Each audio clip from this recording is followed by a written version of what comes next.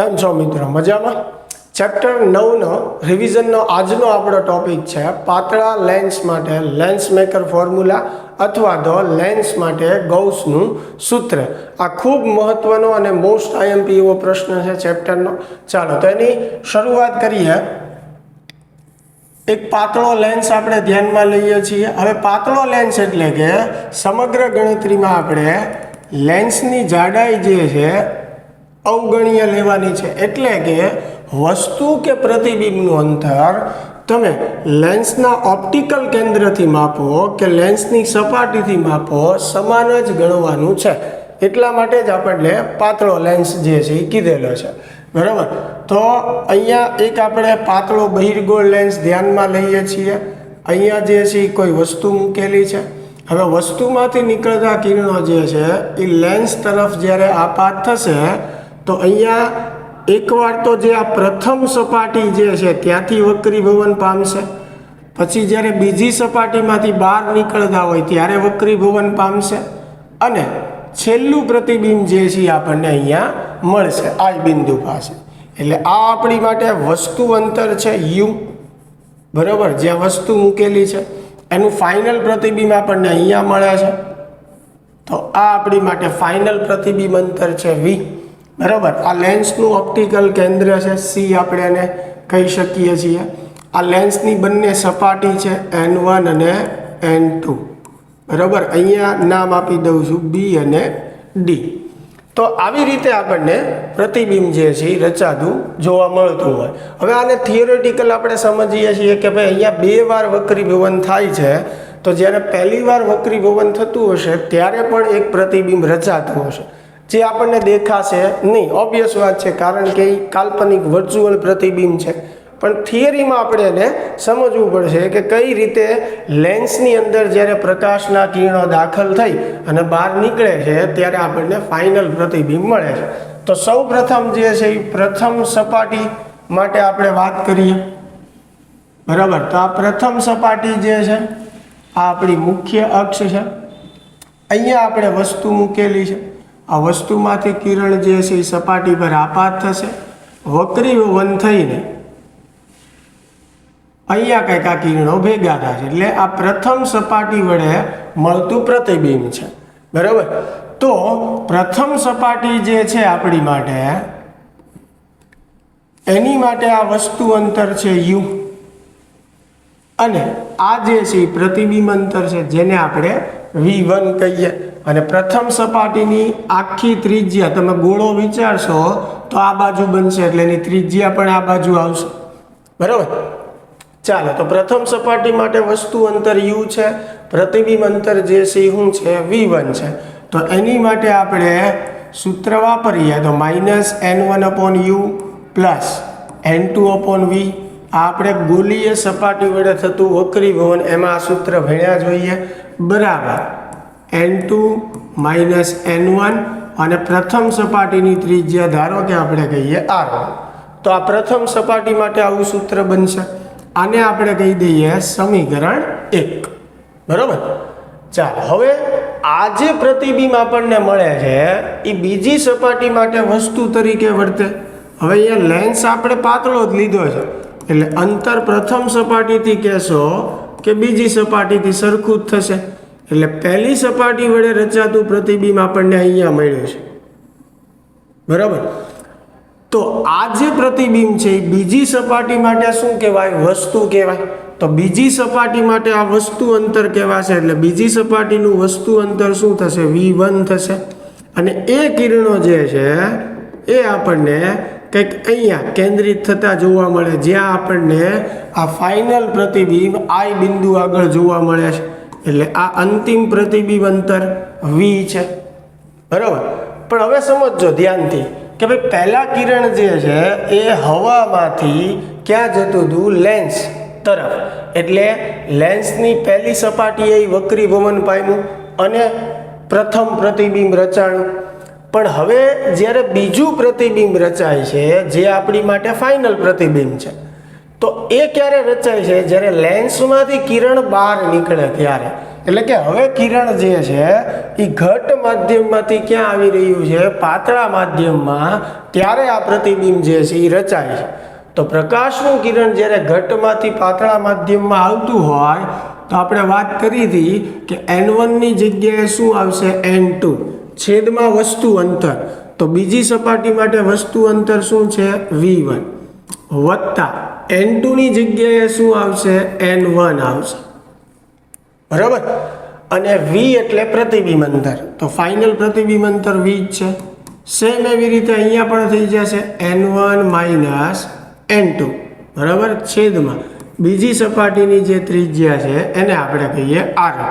હવે આ સમીકરણને થોડુંક હું ગોઠવીને લખું તો minus n2 upon v1 plus n1 upon v1 બરાબર માઇનસ નિશાની કોમન કાઢી લઉં તો n2 માઇનસ n1 લખાય છેદમાં r2. આ આપણી માટે સમીકરણ 2 છે. હવે આપણે શું કરીએ, સમીકરણ 1 અને 2 નો સરવાળો કરીએ. તો સમીકરણ 1 ની આપણે પહેલા ડાબી બાજુ લઈએ તો સમીકરણ 1 ની ડાબી બાજુ શું છે આપણી પાસે, minus n1 upon u plus n2 upon v. આ સમીકરણ 1 ની આપણી પાસે ડાબી બાજુ છે.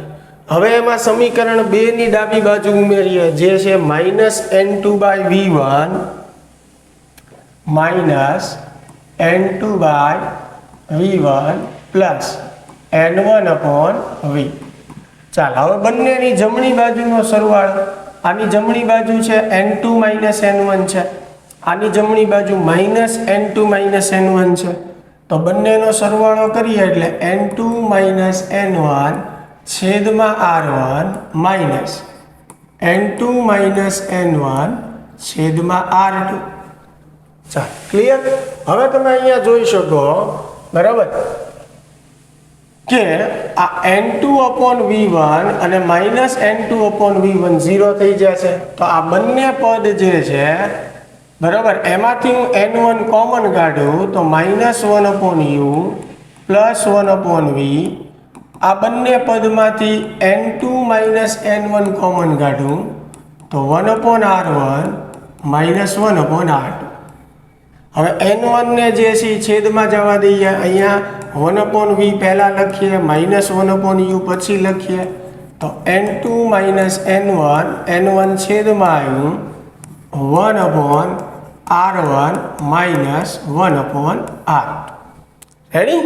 ચાલો હવે આમાં કેસ લઈએ કે જો વસ્તુ અંતર ઇન્ફિનિટી હોય, એટલે કે વસ્તુ લેન્સથી ખૂબ દૂર રાખેલી હોય અથવા એની પર આપાત થતા કિરણો સમાંતર હોય તો u બરાબર ઇન્ફિનિટી લઈ શકાય.